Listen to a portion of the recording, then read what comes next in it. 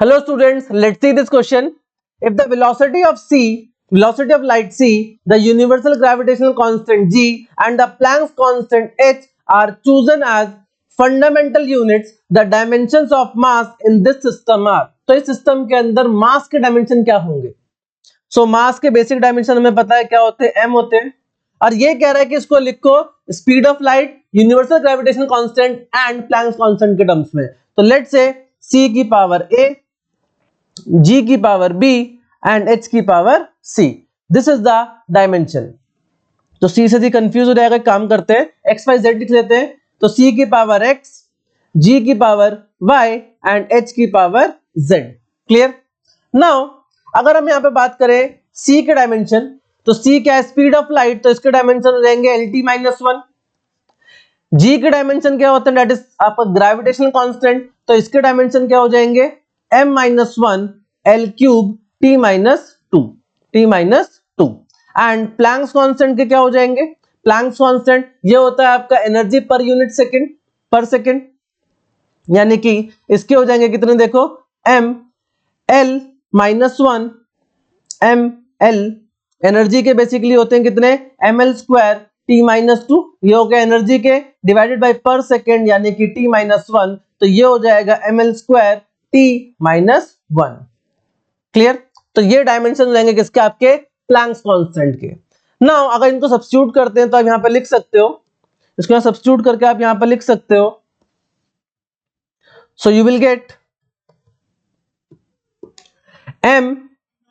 This will be equal to c की जगह आ जाएगा lt-1 एंड इसकी पावर x, g की जगह आ जाएगा m-1 l³ t-2 एंड इसकी power y, and Planck's constant की जगह आ जाएगा ml² t-1 और इसकी पावर z। सो यहां से आप लिख सकते हो, देखो m की पावर कितनी हो जाएगी? -y प्लस z, l की पावर हो जाएगी x प्लस 3y प्लस यहां से कितनी आ रही है? 2z, एंड यहां से आप लिख सकते हो t की power -x minus 2y and minus z, और ये हो जाएगा कितना? m l0t0। तो यहां पर हम कंपेयर कर सकते हैं। सो ऑन कंपेयरिंग क्या मिलेगा? -y plus z, this will be equal to 1। Second equation को कंपेयर करोगे तो आपको मिलेगा x plus 3y plus 2z, this will be equal to 0, and -x minus 2y minus z, this will be equal to 0। तो आपके पास तीन equation and तीन variable है, इनको सॉल्व कर सकते हैं। सो देखो यहां से क्या मिलेगा? यहां से आपको मिलेगा z will be equal to 1 plus y, z की वैल्यू कितनी आ रही है? 1 प्लस y। इसको यहां पर सब्स्टिट्यूट करते हैं एंड इसको यहां पर सब्स्टिट्यूट करते हैं, दोनों का सब्स्टिट्यूट करते हैं, तो देखो क्या मिलेगा? तो यहां से मिलेगा हमें, so we will get x plus 3y plus 2z, और z की जगह क्या लिखना है? 1 प्लस y, तो ये हो जाएगा 2 plus 2y, this will be equal to 0। तो यहां से आ जाएगा x plus 5y, this will be equal to -2, and जब यहां पे सब्स्टिट्यूट करेंगे तो मिलेगा क्या? So from you will get -x, एक काम करते हैं माइनस से कैंसिल कर देते हैं राइट साइड जाके, तो ये हो जाएगा x plus 2y plus z की जगह क्या आ जाएगा? z की जगह आ जाएगा 1 plus y and this will be equal to 0। तो यहां से आ जाएगा x plus 3y, this will be equal to -1। तो now this is your, let's say this is the first equation और ये आपकी सेकंड इक्वेशन।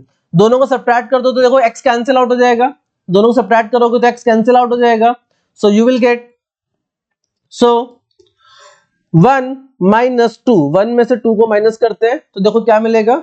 ये आपके पास x plus 5y minus 2, so x plus 5y minus 2, and second equation क्या है? That is x plus 3y minus 1, so x plus 3y equal to -1। Subtract कर दो तो क्या आएगा? x cancel out, so you will get 2y, this will be equal to -1। तो y की जगह कितनी आ जाएगी वैल्यू? That is y equal to minus का 1/2, एंड अगर y की वैल्यू मिल गई तो यहां से देखो z की वैल्यू निकाल सकते हैं।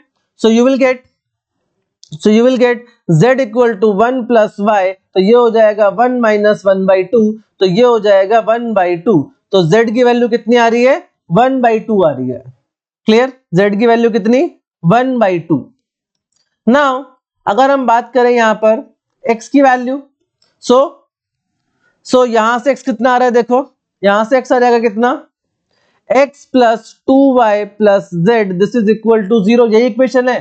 सो x प्लस 2, y की जगह लिखो -1/2 और z की जगह लिखो 1/2 and this is equal to 0। तो ये आ जाएगा कितना? x minus 1 plus 1/2, this is equal to 0, that means x minus 1/2 equal to 0। तो ये आ जाएगा x कितना? 1/2।